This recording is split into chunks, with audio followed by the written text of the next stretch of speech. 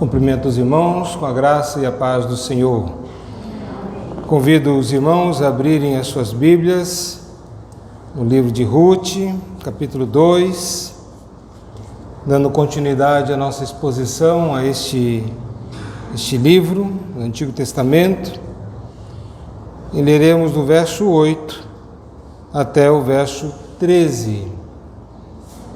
Ruth, capítulo 2, 8 a 13.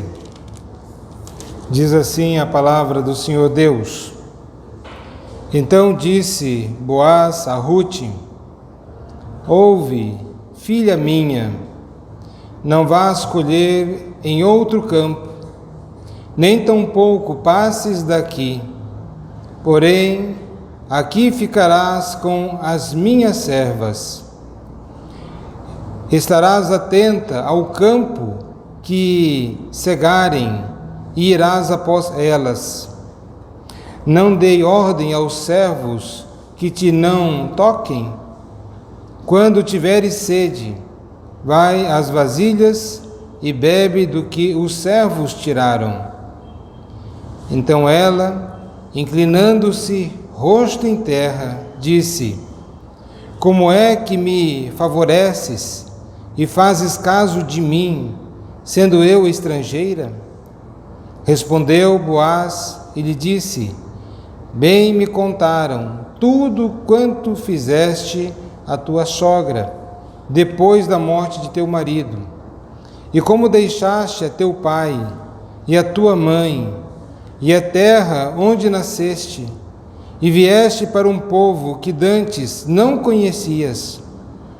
O Senhor retribua o teu feito, e seja cumprida a tua recompensa do Senhor, Deus de Israel, sob cujas asas vieste buscar refúgio.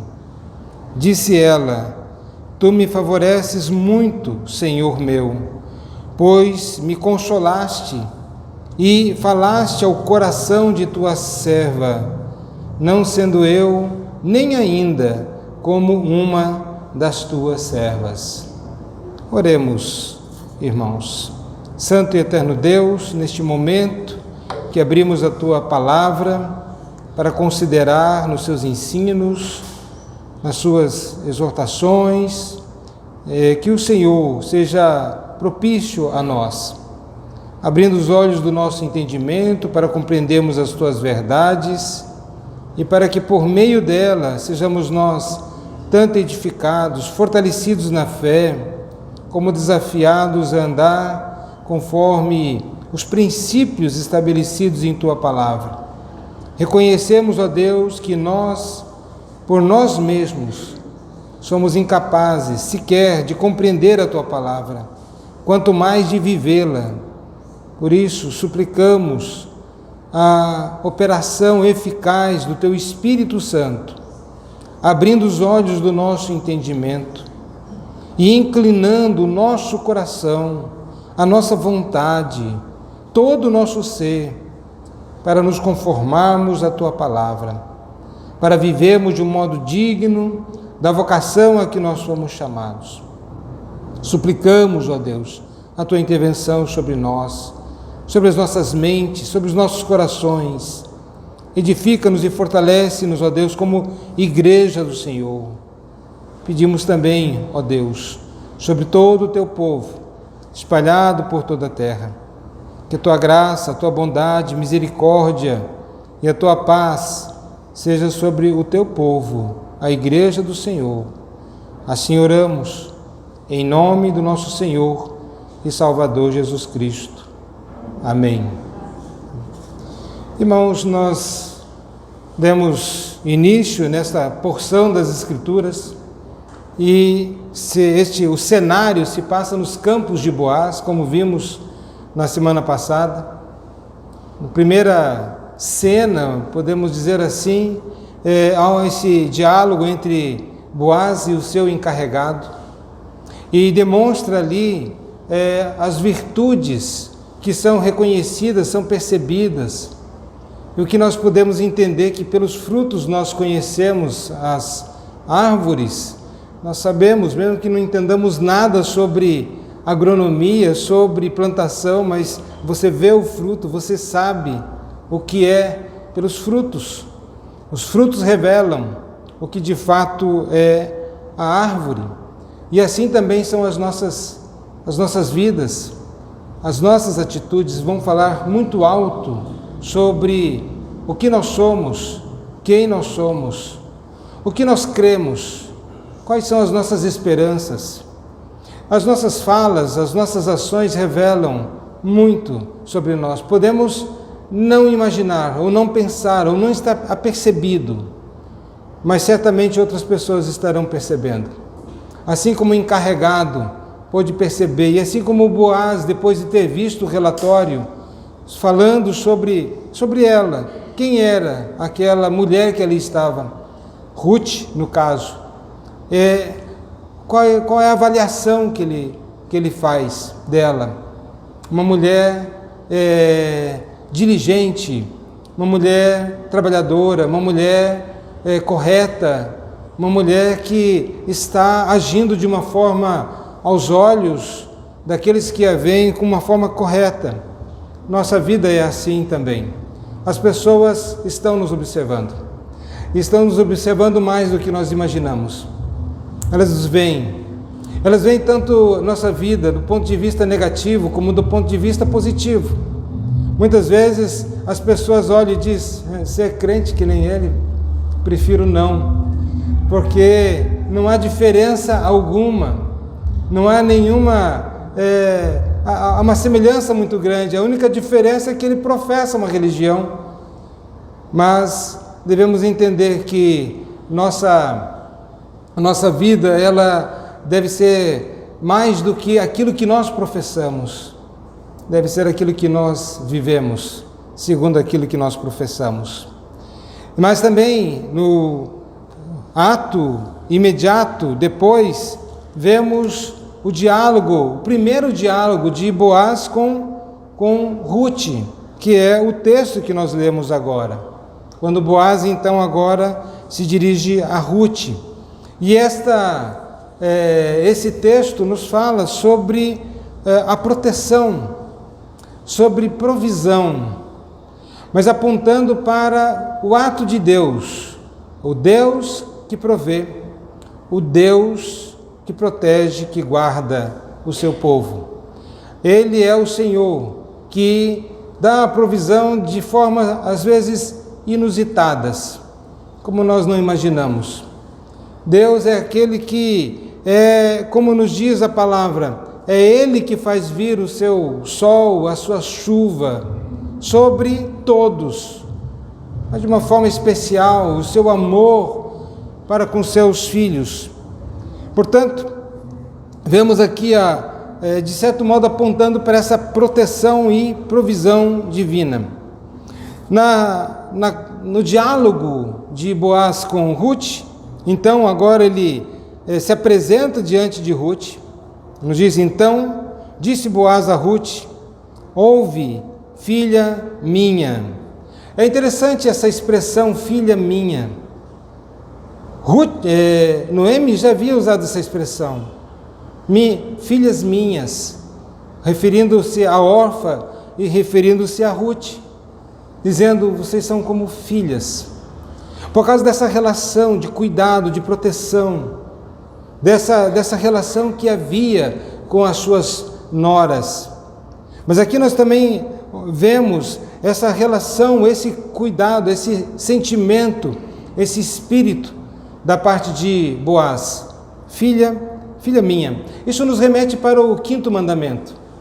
O quinto mandamento fala da parte dos filhos: filhos, em tudo obedecei a vossos pais. Ou, em tudo, devemos honrar os nossos pais. Honra o teu pai e a tua mãe. É isso que nos diz as Escrituras Sagradas.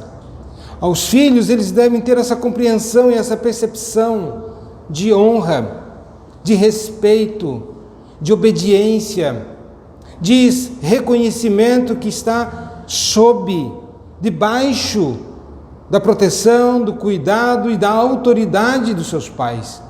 demonstrando assim honra. Nenhum filho que se rebela contra os seus pais pode afirmar que honra pai e mãe, obedece pai e mãe. Que mente, que enfrenta, que faz o enfrentamento.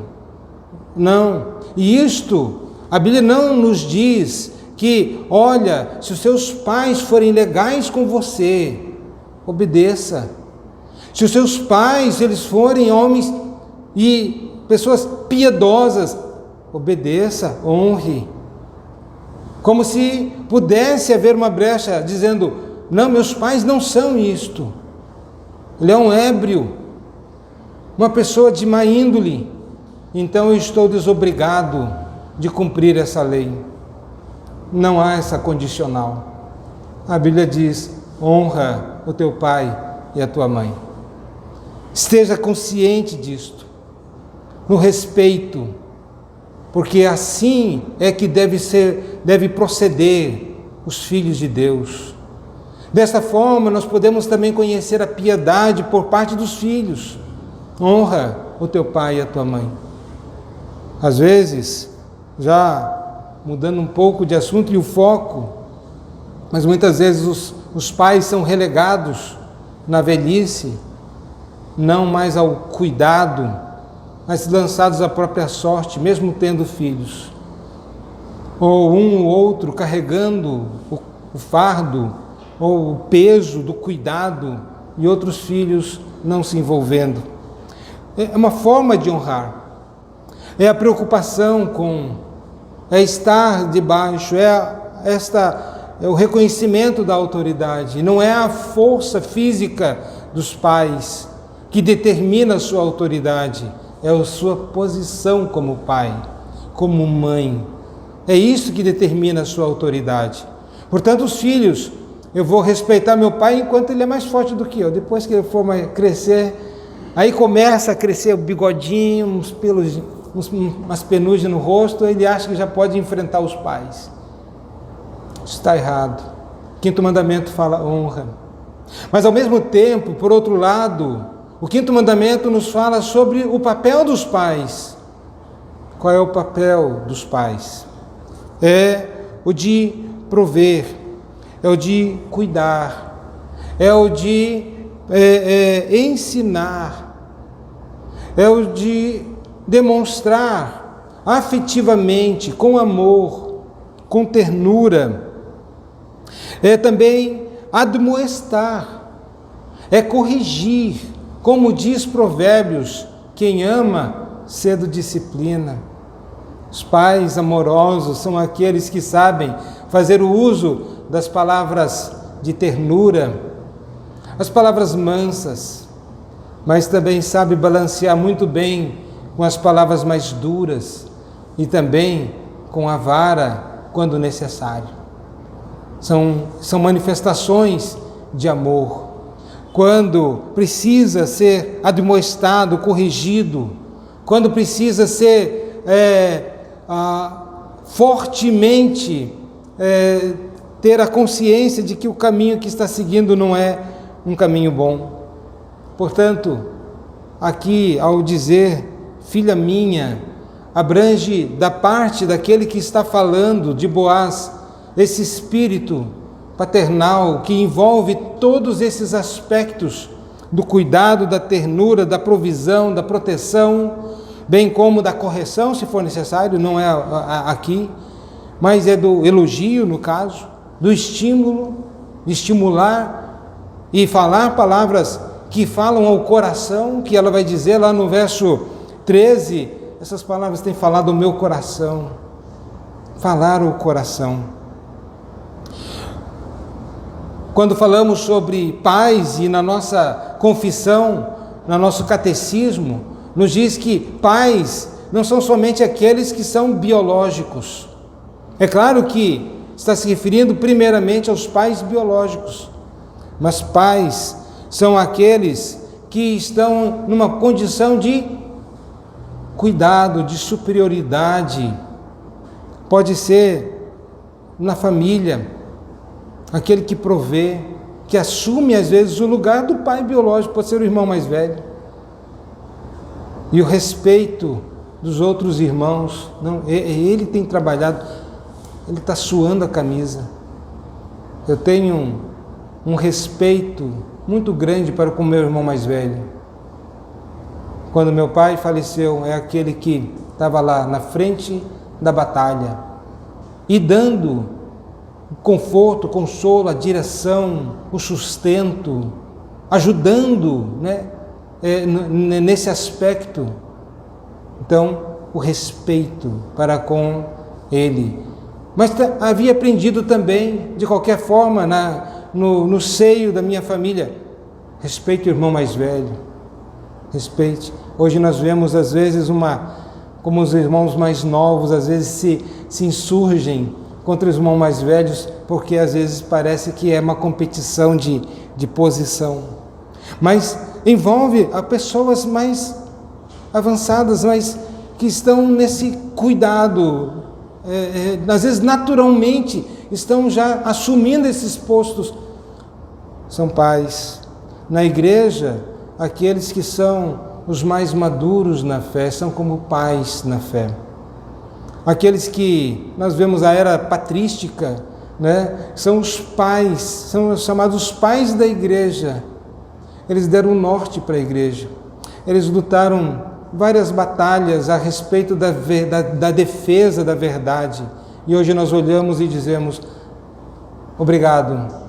Nós agradecemos a esses que lutaram lutas tremendas em defesa da fé verdadeira, quando a verdade estava sob ataques terríveis. Portanto, pode ser na igreja, pode ser aquele que seja mais hábil na profissão, alguém sabe mais, eu devo respeitá-lo e honrar, e não ver como um opositor. Ele sabe mais, ele conhece mais do que eu posso aprender.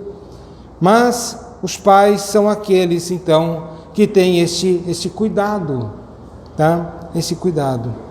E nós vemos aqui o proceder de Boaz como um pai solícito. Já na relação, a maneira como ele vê Ruth e diz, filha minha, ele está se colocando nessa condição de, pode contar comigo, eu vou assumir, eu vou cuidar, eu vou proteger, naquilo que estiver ao meu alcance, eu vou estar fazendo este papel. Nós vemos que ele, como um pai, ele era um sacerdote. Percebam que quando ele chega para aqueles pessoas que estavam trabalhando para ele, verso 4, eis que Boaz veio de Belém e disse aos segadores, o Senhor seja convosco. Essa é uma expressão pactual. Nós vemos isso no próprio Senhor Jesus Cristo, como informei no domingo passado. Eis que estou convosco todos os dias. É uma promessa e é uma afirmação pactual, é um pacto que Deus diz. E não só, olha, eu vou te abençoar. Não, eu estarei com você, eu estarei convosco todos os dias, até a consumação dos séculos.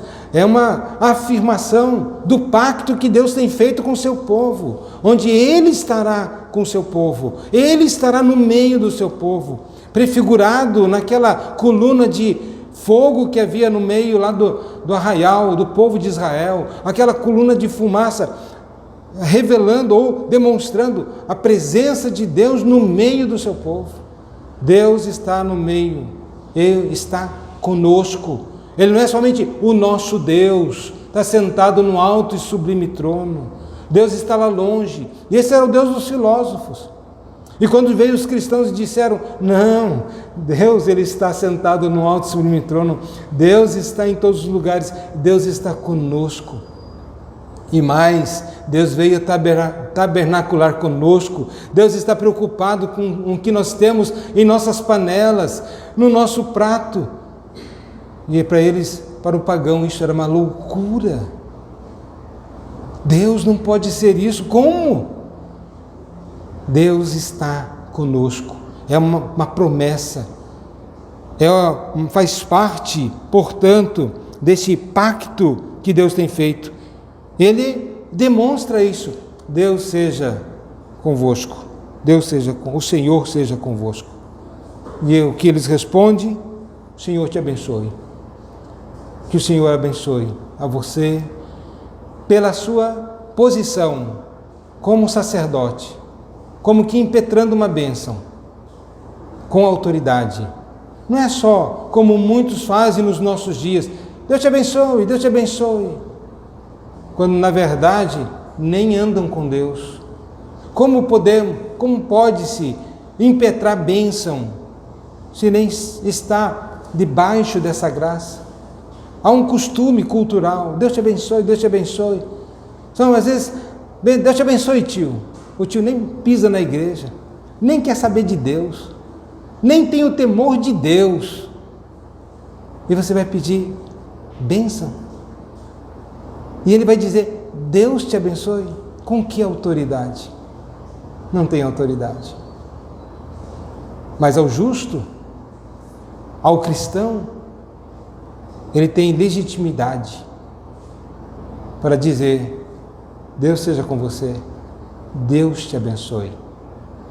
Então, ele como um pai que roga a bênção do Senhor, da própria presença de Deus no meio dos seus filhos. Nós vemos também que ele zela pelo bem. Ele zela pelo bem dos seus servos. Os seus servos têm tudo o que é necessário ali. Olha, as minhas servas, elas vai falar dessa relação. Quando vocês forem com as servas, e quando vocês forem lá para a choça, lá tem a provisão. Fica aqui, não passe daqui. Não vá para outras terras. Aqui eu me comprometo, vou dar a proteção e o cuidado, mas o cuidado e o zelo pela vida dela, pela vida não somente dela, mas pela vida de todos os seus. Ele, como um pai, ele faz a provisão. Às vezes pode ter algum senhor da terra que diz, você não pode comer nada daqui. Se só trabalha aqui, você recebe, mas você não pode nada. Não há o cuidado, não há isto. Mas ele também zela aqui pela pureza de Ruth. E olha, eu ordenei, eu já falei com os homens aí, sempre tem os homens enxeridos e coisas assim, que eles não mexam, que eles não venham com gracinha, que eles não façam nada. Estou preocupado com a pureza, com o cuidado, com a vida espiritual. E, inclusive começa do ponto de vista espiritual para o físico. A pureza é a própria pureza. E podemos aplicar, meus irmãos, para nós como pais ou naqueles que estão em condição de autoridade, como pais, como disse, talvez não sendo pai biológico, mas está nessa condição. Nós, como pais, devemos abençoar pactualmente, fazer e levar com que tenha um relacionamento com Cristo, com Deus, que a presença de Deus esteja presente na vida, que estejam preocupados com a verdade de que Deus é um Deus real, e o Deus que é um Deus vivo e verdadeiro. E precisamos dizer, olha, Deus seja com você, meu filho, Deus ande contigo, e você ande com Deus, você tema o Senhor Deus, essa preocupação de ensinar, como os pais ali, piedosos de Provérbios, que ensina a criança no caminho que deve andar, que cedo orientam, que falam, que estão preocupados, como aquela mãe que aconselha seu filho, como um pai que orienta seus filhos. orientar pactualmente. Você não é todo mundo. Mães gostam de dizer isso, né? Os filhos dizem, mas pai, mãe, todo mundo faz. E pai e mãe geralmente respondem, mas você não é todo mundo. Mas realmente, você não é todo mundo. Você é um filho da aliança. Você é diferente. Você não foi criado para viver segundo os padrões do mundo. Você foi estabelecido por Deus para viver num relacionamento com Deus. Mas também zelar pelo bem físico, a provisão, o mantimento, o cuidado. Os pais devem cuidar do aspecto da proteção. Cuidado, meu filho. Se vai passar por um lugar perigoso, não, vamos lá. Se é alguma coisa que precisa resguardar a vida, ou o sustento, ou coisa do gênero, são pais que estão muito apercebidos dessa realidade, estão procurando. Mas também zelar pela pureza, pelo cuidado. Minha filha, meu filho, o que você está vendo? Olha, não faz isto. Olha, cuidado com o seu namoro. Olha, que seja um namoro santo. Olha, cuidado com este relacionamento. Olha, cuidado com... Portanto, tenha o cuidado, a pureza. Eu já dei ordens aos homens que trabalham, aqueles que estão ali cegando, né? Para que eles, olhem o que vocês vão fazer, estar olhando, estar com cuidado, exatamente isto. Mas isso também, meus irmãos, demonstra e aponta para Deus, porque Deus é quem abençoa com a sua presença. Deus é o Pai, do qual nós oramos como filhos. Pai nosso que estás nos céus. Ele faz a provisão presencial. Ele não é um pai distante, ele é um pai presente. Não só porque Deus é impossível que tenha algum lugar deste universo que Deus não esteja. E dizer, bom, Deus tem que estar realmente presente aqui porque Deus ele é onipresente. Não, ele é onipresente, isso é uma verdade teológica. Mas ele é presente de uma forma diferenciada para seus filhos, no seu cuidado, no seu amor, na relação. Embora tenha o ímpio e ele não pode escapar da presença de Deus, ele não pode sequer sentir a presença de Deus, não ter a consciência da presença de Deus. Deus, ele está no meio de nós, no meio do seu povo. Sua presença é real. Portanto, ele abençoa com a sua presença. É aquilo que ele de fato disse: eis que estou convosco todos os dias. Ele está conosco. É uma promessa, é pactual. Portanto, ainda que estejamos passando por momentos difíceis, Deus está conosco. Deus nunca disse que nós não iríamos passar por lutas, nem por dificuldades. Mas Ele disse, eis que estarei convosco. Ele nunca disse que quando nós fôssemos atravessar o rio ou o mar, que não haveria tempestades. Há tempestades. Ele pode estar ali dormindo, mas Ele está presente. Mas a sua presença é sinal inequívoco de que nada vai acontecer, além das tempestades, dos ventos e das ondas, mas elas não podem simplesmente desfazer aquilo que Jesus disse: vamos atravessar. Ele não disse que não ia ter problemas, mas certamente não aconteceria nada, porque nada de mais grave, ou um naufrágio, alguma coisa assim, por causa da promessa dele. Nós vamos para o outro lado. Deus está presente. Deus, portanto, nunca prometeu realmente ausência de lutas, ausência de dificuldades. Mas é exatamente, às vezes, no momento de maior conflito, é que nós percebemos a graça, a presença do Senhor Deus. Ele zela também pelo bem físico. Deus é aquele que dá o pão de cada dia. É aquele de quem nós podemos dizer: nada temos que do alto não tenhamos recebido primeiro. Quer seja a provisão do alimento, quer seja a provisão do que nós somos. Nós somos o que somos porque Deus nos fez assim.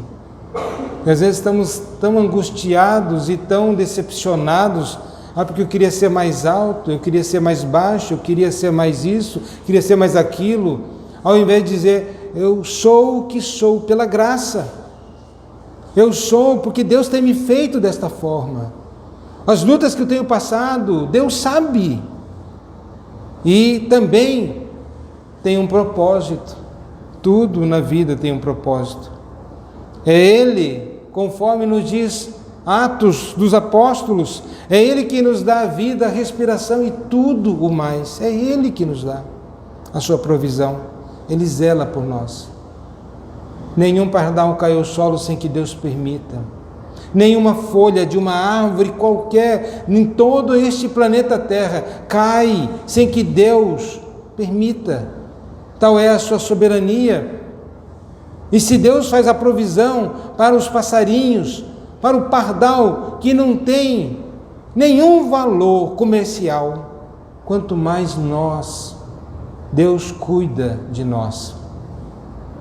Não podemos nos desesperar.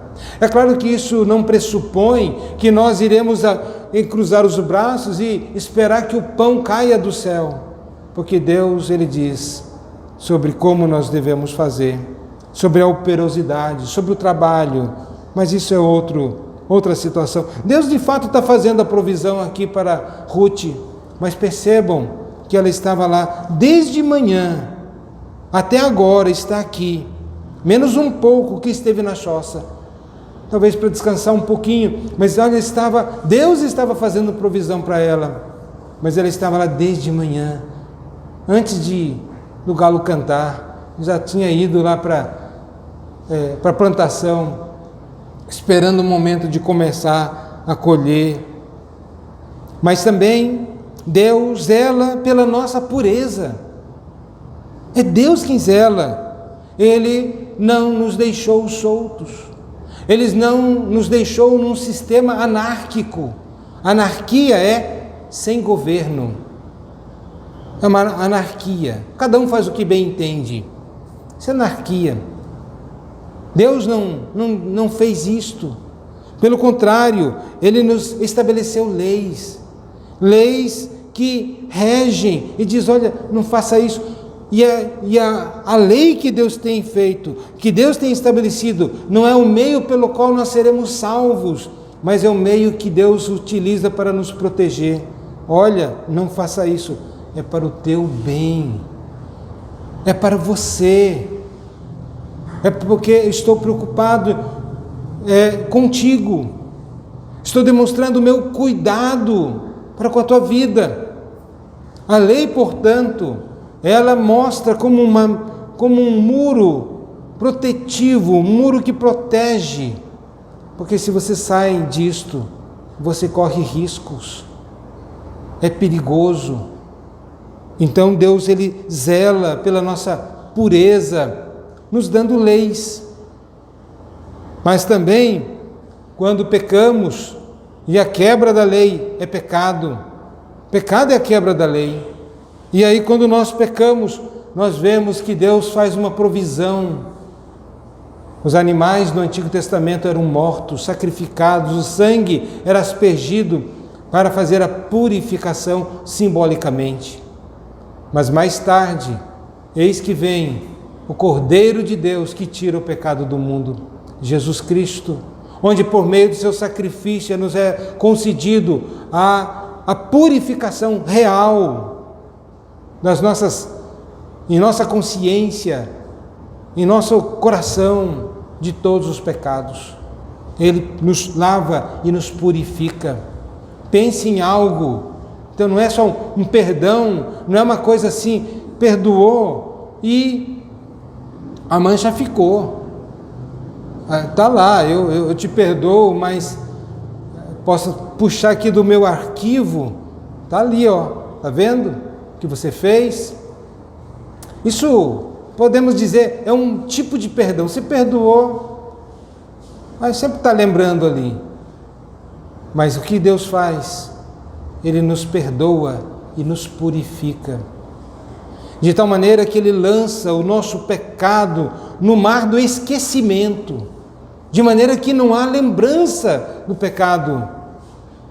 É como aquele homem que é açoitado em sua consciência por causa da sua vida pecaminosa e agora querendo voltar para Deus e diz: eu não consigo mais orar, eu pedi perdão, mas eu não sei se Deus me perdoou. Pastor, ore por mim.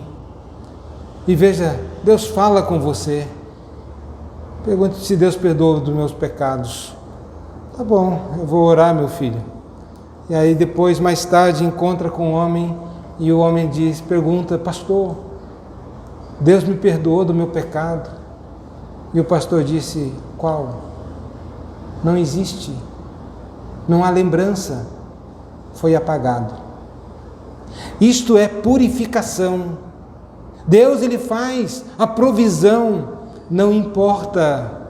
É claro que não é uma licenciosidade para vivermos em pecado, mas é a operação da graça que Deus, não importa o quão profundo nós tenhamos descido, a graça de Deus nos alcança lá, e Ele nos perdoa, e Ele nos purifica. Deus zela pela pureza do seu povo, pela ação do Espírito Santo. É Ele que nos santifica, aplicando eficazmente o sacrifício de Cristo Jesus em nossas vidas. Então nós vemos aqui essa relação daquele que, como um pai, que protege, cuida, faz a provisão, está preocupado com a pureza, assim também Deus, e assim também nós os pais agora, devem refletir algo de Deus, demonstrando exatamente esses elementos, assim como o Boaz demonstrou. Nós vemos no verso, então Boaz está dizendo: ouve, filha minha, então não vá colher em outro campo. Em outras palavras, fique aqui. Era possível, não havia divisão por cerca, havia os marcos, mas não havia cerca. Então, de repente está aqui, de repente já está em outro campo. Não, você vai ficar aqui. Acompanhe as minhas servas. Se restrinja aqui. Aqui é a provisão. Aqui é o cuidado. Terei cuidado, eu cuidarei, eu me responsabilizarei por isto. Depois, nem tampouco passes daqui, porém aqui ficarás com as minhas servas. Estarás atenta ao campo que cegarem e irás após elas. Ou seja, os campos é delimitado, tem outros que plantam também. Você vai ficar aqui, olhe para onde elas vão. Você não sabe se é nova, vem de fora, você não sabe a delimitação aqui. Fique com elas. Você estará segura aqui. Você estará completamente protegida, segura. E não dei ordens aos meus servos que não te toquem. Olha o cuidado, a pureza. Quando tiveres sede, olha a provisão. Vai às vasilhas e bebe do que os servos tiraram. E aí no verso 10 mostra a atitude de Ruth. Uma atitude humilde e uma atitude grata. Ela se inclina com reverência, nos diz. Então ela, inclinando-se, rosto em terra, lhe disse, uma reverência respeitosa. É o reconhecimento daquele como autoridade, como um pai solícito. Uma atitude respeitosa. E ela é grata. Ela não vê aquela provisão que ele está fazendo como um dever. É dever, você tem dever de me... Mas ela vê como uma bondade, como uma generosidade, a lei da generosidade. Irmãos, a atitude humilde, a atitude grata é uma atitude daqueles que foram alcançados pela graça de Deus. Eles vão demonstrar uma atitude reverente, um respeito para com Deus, uma reverência respeitosa para com Deus. O temor do Senhor não é medo de Deus, mas essa reverência respeitosa em relação a Deus. Mas também, irmãos, é uma gratidão a Deus, é demonstrada. Ela vai dizer,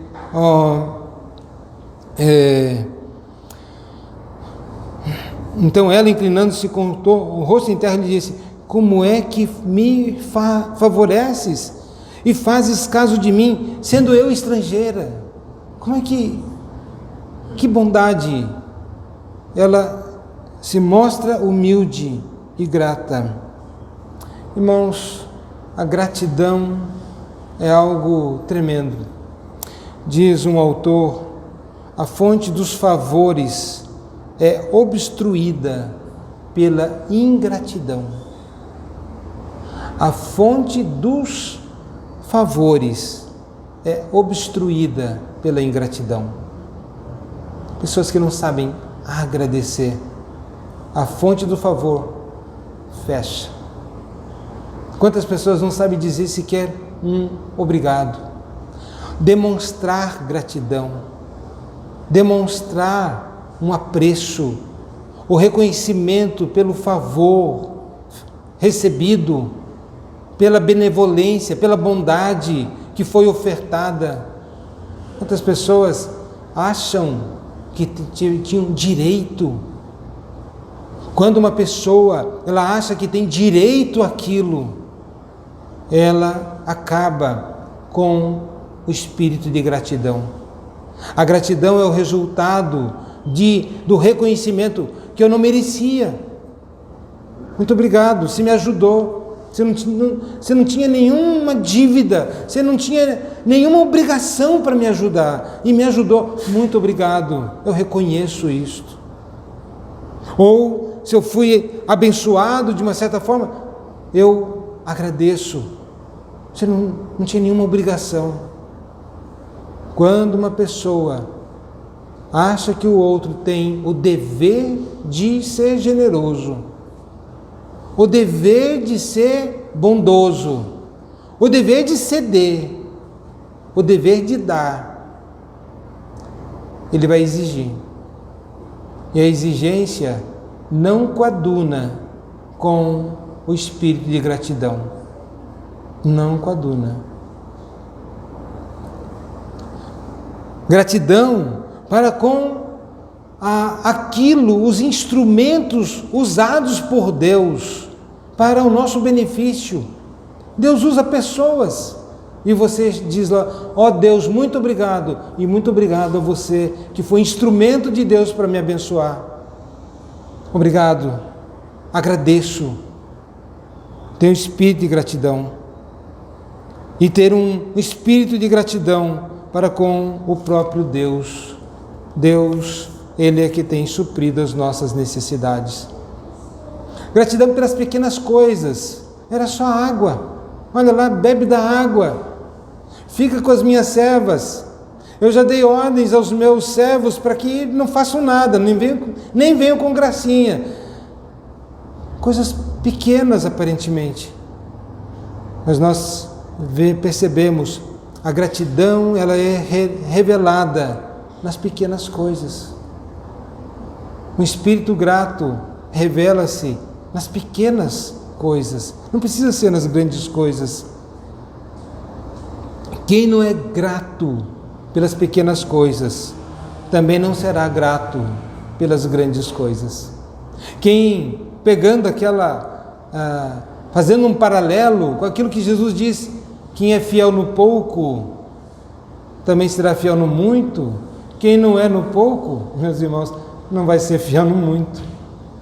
Quem é grato pelas pequenas coisas, a questão, portanto, a gratidão é uma condição do coração. Não é o que recebemos, mas é só o fato de ter recebido, demonstrar gratidão. Vemos também a modéstia de Ruth. Ela fala que o essencial, ela não está ali ela reconhece a sua condição, o seu papel, mas percebemos ali que a Bíblia pelo menos demonstra como uma mulher modesta. Modéstia, fala o essencial. Há uma palavra que diz: o silêncio adorna as mulheres e derrama graça sobre elas. Modéstia de Ruth. Versículo 11 nos diz: respondeu-lhe Boaz. Ele disse: bem me contaram tudo o que fizeste à tua sogra depois da morte de teu marido. Aqui percebemos, meus irmãos, algo sobre o caráter de Ruth. Nos é revelado.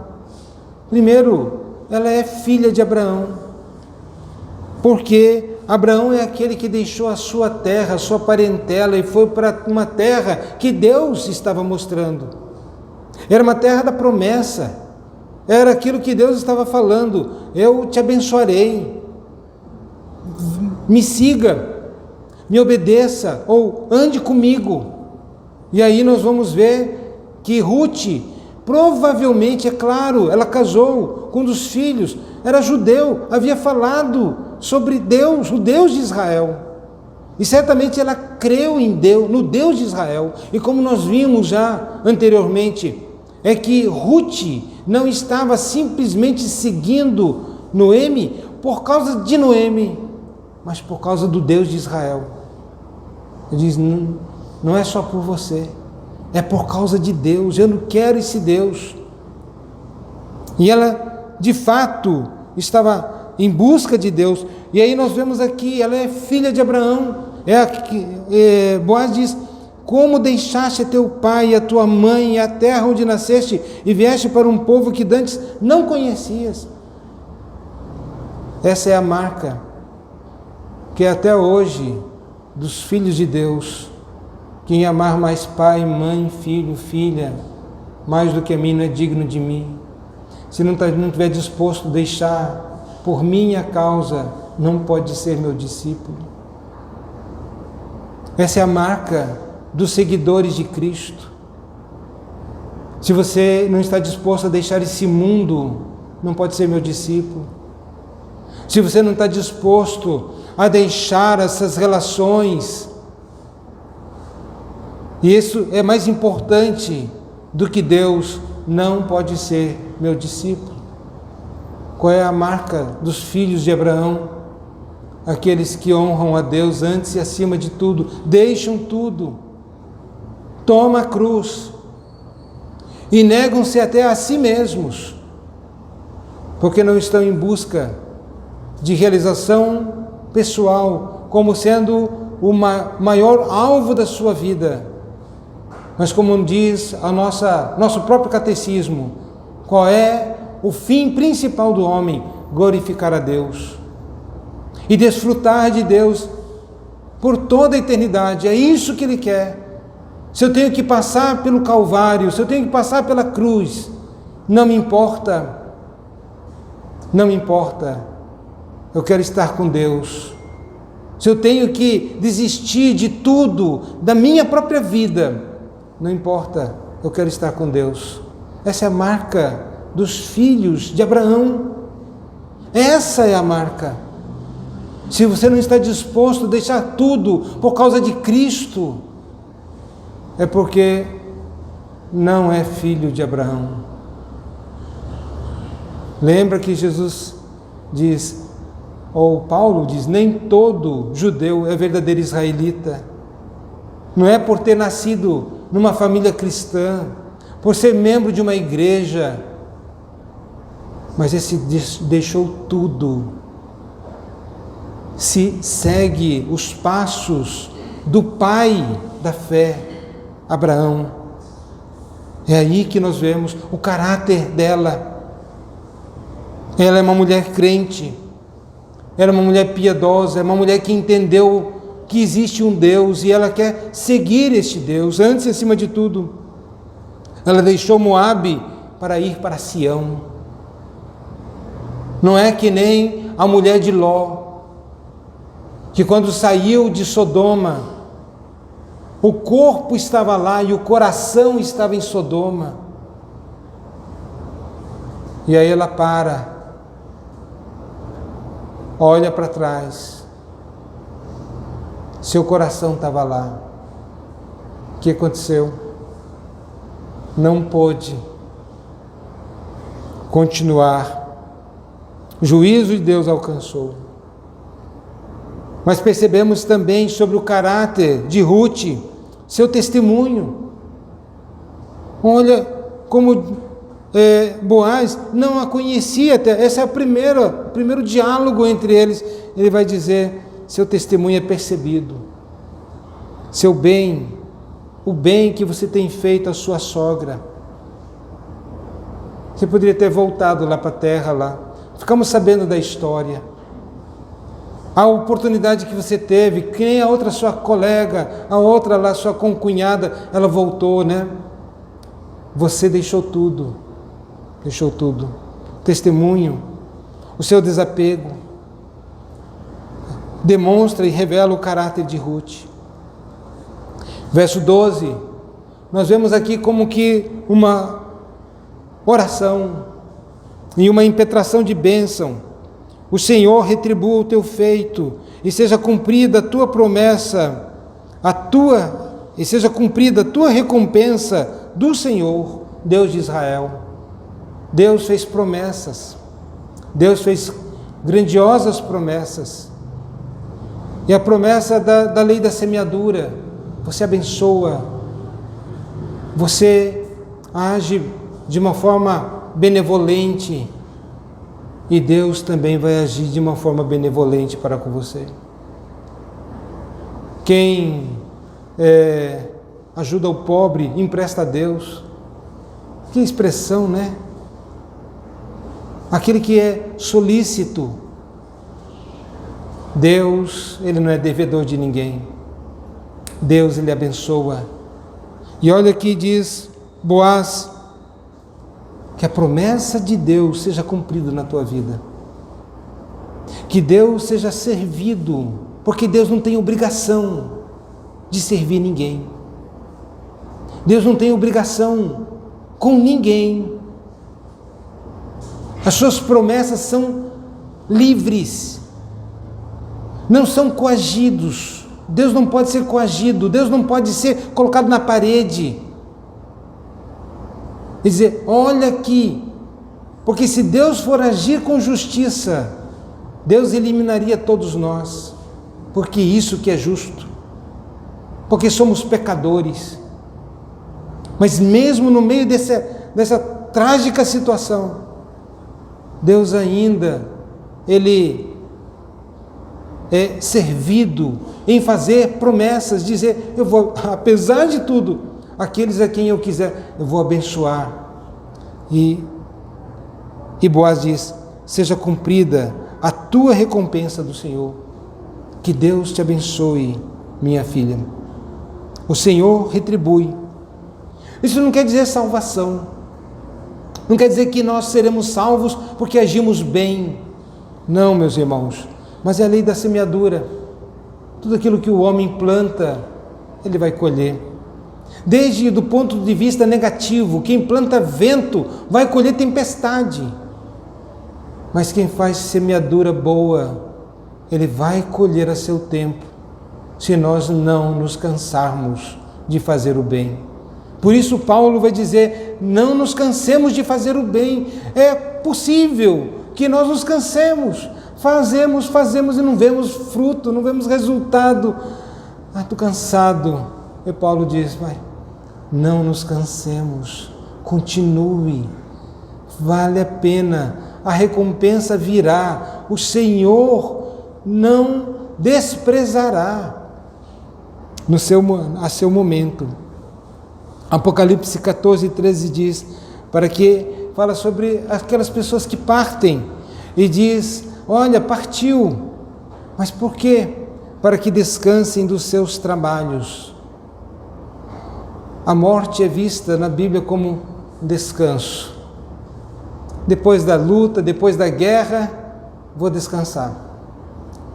Mas continua, pois as suas obras as acompanham. As nossas obras nos acompanham. E também vemos lá em 2 Coríntios, capítulo 5, no verso 10. Eu vou ler este texto. 2 Coríntios 5:10 nos diz: porque importa que todos nós compareçamos perante o tribunal de Cristo, para que cada um receba, segundo o bem ou o mal que tiver feito por meio do corpo. Todos nós compareceremos perante o tribunal de Cristo. Hoje, pela manhã, eu fiz citação de um texto, quando Paulo diz a Timóteo, uma palavra aos ricos, ele diz: cuidado, não sejam orgulhosos, mas sejam ricos para com Deus. Como nós podemos ser ricos para com Deus? Sejam generosos, não sejam orgulhosos, abençoem outros. E aí nós vemos uma diferença. Ricos para com os homens é aquele que tem muito. Ricos para com Deus é aquele que serve, aquele que abençoa, aquele que usa inclusive os seus recursos para praticarem a lei da bondade, a lei da generosidade. E eu pergunto, os irmãos são ricos? Qual é o nível de riqueza que tem? Que nesse aspecto queiramos ser, meus irmãos, mais do que ricos, mais do que milionários. Se você puder, seja bilionário, seja rico para com Deus, seja bilionário para com Deus. Porque nada trazemos deste mundo e nada levaremos. Mas a riqueza que nós aqui fizermos, como disse, ele não tem nada a ver com salvação. Mas essa é uma promessa para os filhos de Deus. As suas obras acompanham. Mas também lembramos, em Mateus capítulo 7, verso 17 a 20, também gostaria de ler esse texto. Mateus 7, 17 a 20, nos diz: assim toda árvore boa produz bons frutos, porém a árvore má produz frutos maus. Não pode a árvore boa produzir frutos maus, nem a árvore má produzir frutos bons. Toda árvore que não produz bom fruto é cortada e lançada ao fogo. Assim, pois, pelos seus frutos os conhecereis. É pelos seus frutos, meus irmãos. Boaz está vendo, é percebido, está ali o fruto. Ele não está impetrando uma bênção do nada. Seja cumprida. Cumprida o quê? Não fez nada. Que Deus te recompense. Pelo quê? Que Deus o abençoe. Quando sequer quer a bênção de Deus. Ele apela, portanto, para a promessa de Deus. É como um profeta falando da parte de Deus, há promessas. Como um sacerdote que intercede diante de Deus: ó Deus, faz isto, faz isto. E é o versículo 13, o versículo 12 mesmo, a tua recompensa do Senhor, Deus de Israel, sob cujas asas vieste buscar refúgio. O refúgio dela, portanto, não era a nação de Israel. Ela estava se refugiando no Deus de Israel. Às vezes nós queremos entender ou nos refugiar e achar que o nosso refúgio vai ser as pessoas, a igreja, uma instituição. mas devemos nos refugiar em Deus, correr para Deus. Ele é o nosso refúgio, Ele é o nosso castelo forte, Ele é aquele que não se abala, não importa o que aconteça, é firme.